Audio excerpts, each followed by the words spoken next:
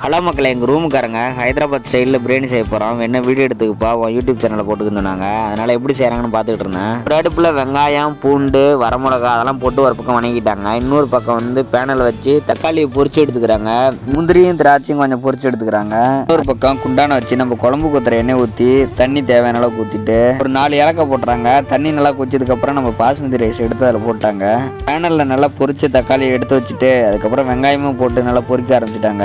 Already வெங்காயம் அதெல்லாம் போட்ட இடத்துல தக்காளியும் போட்டு நல்லா வணக்கிக்கிட்டாங்க. இது பொரிச்ச தக்காளி இல்லை, பொரிச்ச தக்காளி தனியாக இருக்கும். இது நார்மல் தக்காளி தான் கட் பண்ணது. வெங்காயமும் நல்லா பொரிஞ்சதை தனியாக ஒரு தட்டில் எடுத்து வச்சுக்கிட்டாங்க.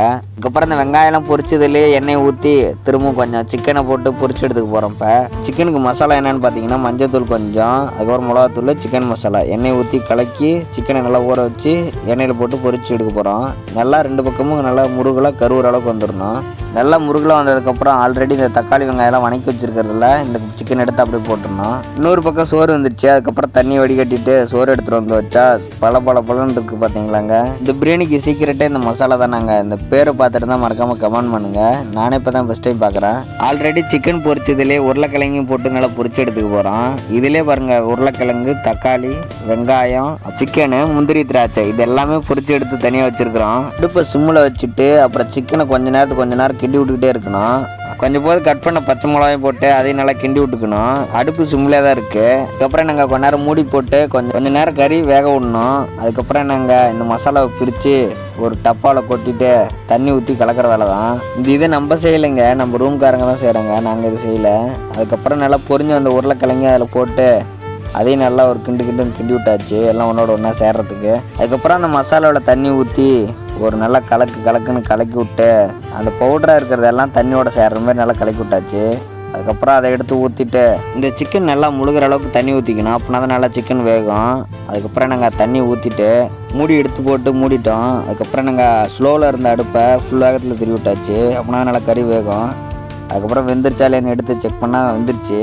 அதுக்கப்புறம் அதிலிருந்து கொஞ்சம் குழம்பு எடுத்து வச்சுக்கணும். ஓரளவுக்கு குழம்பாகவும் ஓரளவுக்கு உருளைக்கிழங்கு, சிக்கனு எல்லாமே சேர்ந்து வர மாதிரி கொஞ்சம் கிரேவி மாதிரி எடுத்து வச்சுக்கணும். இது தனியாக எடுத்து வச்சா தான் நம்ம லைன் பை லைனாக போட முடியும். தேவையான அளவுக்கு எடுத்து வச்சுட்டு அதுக்கப்புறம் ரைஸ் போட்டு நல்லா சுற்றியும் புழுவுற மாதிரி நல்லா போட்டுக்கணும். கொஞ்சம் சாப்பாடு இந்த இடத்துல கொஞ்சம் அதிகமாக போட்டால் தான் அடுத்த லேயர் கொஞ்சம் கம்மியாக போட முடியும். இதுமாரிலாம் நம்ம என்றைக்கும் செஞ்சுலாம் சாப்பிட்டதில்லை. நம்ம அடுத்த வாட்டி செஞ்சு சாப்பிட்டு பார்க்கணும். இந்த எண்ணெயில் பொரிச்ச வெங்காயம், தக்காளி, முந்திரி, திராட்சை எல்லாத்தையுமே நல்லா பரவலாக விழுவுற அளவுக்கு தள்ளி விட்டாச்சுங்க.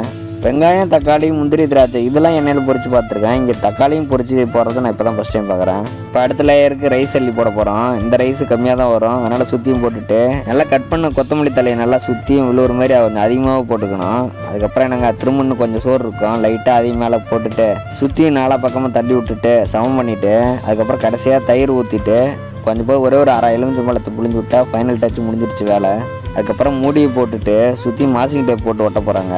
மாசிங் டேப் எதுக்கு ஓட்டுறாங்கன்னா உள்ளே இருக்க ஹேர் வெளியே வராமல் இருக்கிறதுக்கு. இது வந்து தம் பிரியாணி தான், தம் பண்ண போகிறாங்க, அதனால தான்.